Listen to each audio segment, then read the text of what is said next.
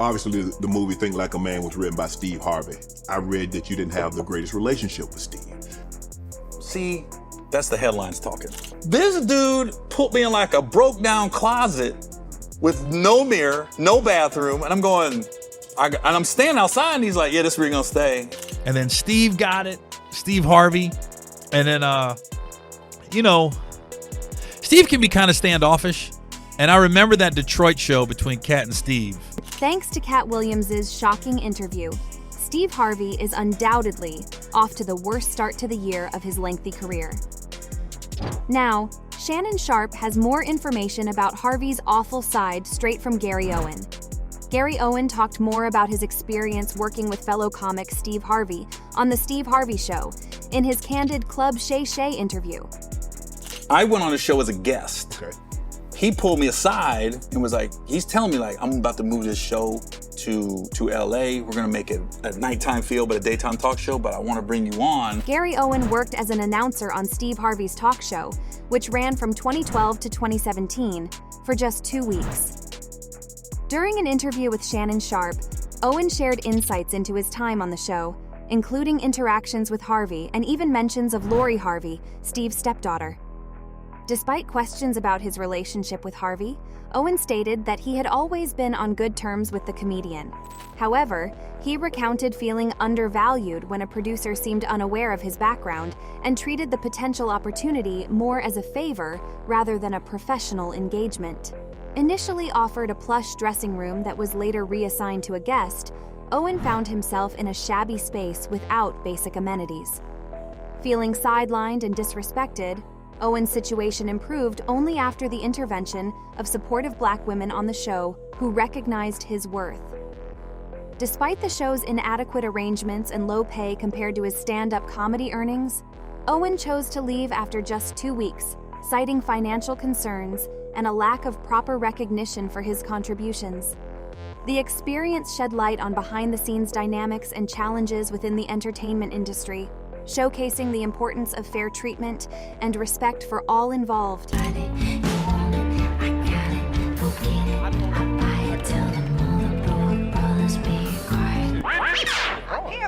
Gary Owen humorously mentioned turning down an extension of his gig on Steve Harvey's show due to financial disagreements, playfully blaming Lori Harvey for the situation. In a banter with Shannon Sharpe, Owen teased about not defending Lori, alluding to Sharpe's past dating choices. This incident adds to a series of accusations against Harvey for mistreating colleagues, including Mark Curry's claim of joke theft and Katt Williams' accusation against Cedric the Entertainer. Owen's revelations about his time on the show, shared on his podcast, Get Some with Gary Owen, shed light on the financial disparities he faced. Comparing his earnings from Hip Hop Squares to his stint on Harvey's show, Owen highlighted the stark difference in pay and workload. Acting as the voice announcer on the show, Owen described his limited role of introducing Harvey and the guests, emphasizing the stark contrast in compensation and workload compared to other projects he had been involved in. I think Steve was taken back. He was like, whoa, I just came to a show. And then Katt was like, it's a comedy knockout, it's a fight. Gary Owen's experience with Steve Harvey's show sheds light on the dynamics behind the scenes. After turning down the extended gig, Harvey allegedly approached Owen with plans for a potential partnership. However, Owen's unease developed early on when his creative input was dismissed during a lunch meeting with a producer. Feeling stifled and recognizing the lack of control over his comedic contributions, Owen became disillusioned with the show's direction. He noted that he did not have a hand in any of the show's sketches during his 2-week tenure and highlighted the financial strain of being paid only the minimum wage, particularly given the uncertainty of future employment. The year 2017 saw public scrutiny of Steve Harvey, beginning with the leak of a staff memo detailing specific guidelines for interacting with him. In response, Harvey addressed the memo with his characteristic humor, acknowledging his oversight in the wording while emphasizing that he didn't intend to be mean-spirited. Despite attempting to lighten the situation, the leaked memo drew national attention, prompting Harvey to recognize the significant impact and public perception of his actions. In a recent statement by executive producer Shane Farley, it was revealed that only about 10 out of 60 staff members from Chicago would be relocating to Los Angeles for the show. This move comes after Harvey expressed frustration about feeling ambushed by staff members, with some not respecting his personal space. He recounted instances where people would walk in on him during various activities such as getting his makeup done or having lunch, prompting him to issue a memo addressing the situation. Despite the controversy, Harvey admitted that he might have handled the matter differently in hindsight. Aside from the internal drama within the staff, Harvey faced external challenges as well. A former employee accused him of fraud, alleging that he was not compensated for thousands of dollars he had raised for Harvey's charity. Harvey's agent, Todd Frank, dismissed the claims, labeling them as fake. This accusation added to the tumultuous environment surrounding the popular comedian, showcasing the various hurdles he had to navigate both on and off screen. Ex-employee Vincent Dimmock filed charges of charity fraud against Steve Harvey, alleging that Harvey had hired him to raise $20 million for the Steve and Marjorie Foundation and other projects. Dimmock was supposed to receive a 12.5% share of the funds he raised, but claimed he was not compensated despite delivering $1 million. During their work together, Dimmock claimed insight into Harvey's opinions on fellow entertainers, citing a meeting where Harvey blamed others for financial advice and even implicated Barack Obama in a negative meeting with Donald Trump. In a separate incident, Harvey faced racism allegations when a former employee, Joseph Cooper, accused the TV host of making derogatory remarks about white people on tape. Cooper claimed to have video evidence of Harvey's offensive language and attempted to extort $5 million from him.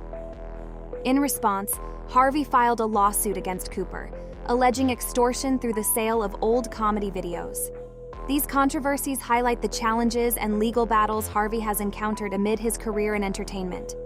In response to the allegations against him, Steve Harvey accused former employee Joseph Cooper of attempting to extort money from him and besmirch his reputation. Cooper was reported to be trying to auction off tapes of potentially embarrassing material to Harvey's employers as a means to pressure him into payment, leading to a personal vendetta against Harvey. In an interview, Cooper publicly criticized Harvey, labeling him as the worst person that's ever been on television, further intensifying the ongoing controversy. The chain of events began with comedian Katt Williams reigniting his feud with Harvey, accusing the Family Feud host of imitating elements from Mark Curry's sitcom Hangin' with Mr. Cooper for his own show, The Steve Harvey Show. Williams also disparaged Harvey's talent, questioning his ability to become a movie star.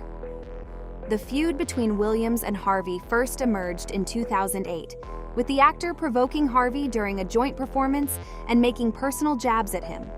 This public dispute added fuel to the fire, as old clips of Curry accusing Harvey of stealing his comedy material resurfaced, shedding light on the complexities of animosity and competition within the entertainment industry.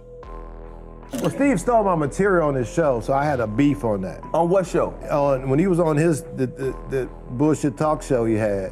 When he was on the BS talk show he did all my Halloween material in one Halloween, Curry said. Somebody called me and said, "Homeboy's doing your material." He did all my Halloween material one Halloween. I'm watching, somebody called me and said, "Man, Homeboy doing your material." So he did my whole Halloween run. This is true stuff that really happened to me, Curry continued. And the truth is, homeboy, you didn't have to do that. You made enough money, MF you earned enough cash, you accomplished enough. Why are you using my content? Harvey hasn't been acting properly on a personal level either. In 1980, the comedian wed Marsha Harvey for the first time. The Family Feud host's comedic career was apparently booming at the time the two were married, which strained their union. In 1994, after 14 years together and 3 kids, the couple were divorced. However, the couple separated in 1990, the year before the birth of their 3rd child, prior to their formal divorce.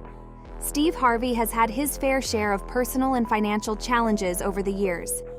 Amid allegations of unpaid child support to his ex-wife Marsha and their children, Harvey reportedly began living with Mary Shackelford before their divorce was finalized.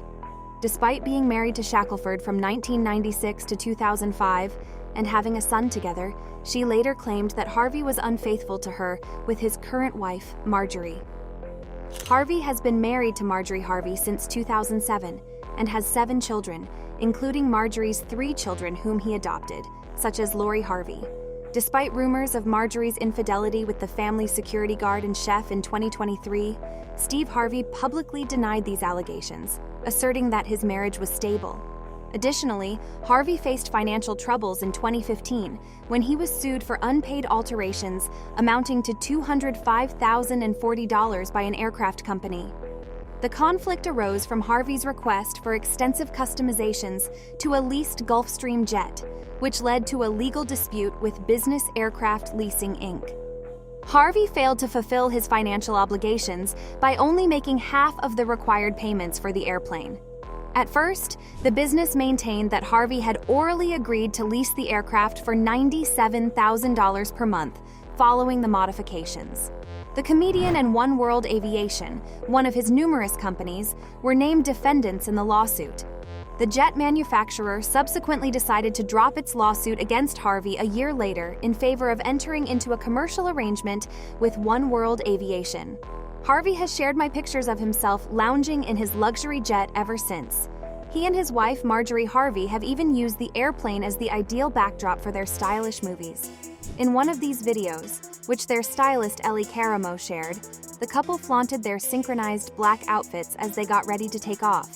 However, it appears that if he isn't careful, the unending charges will destroy his legacy.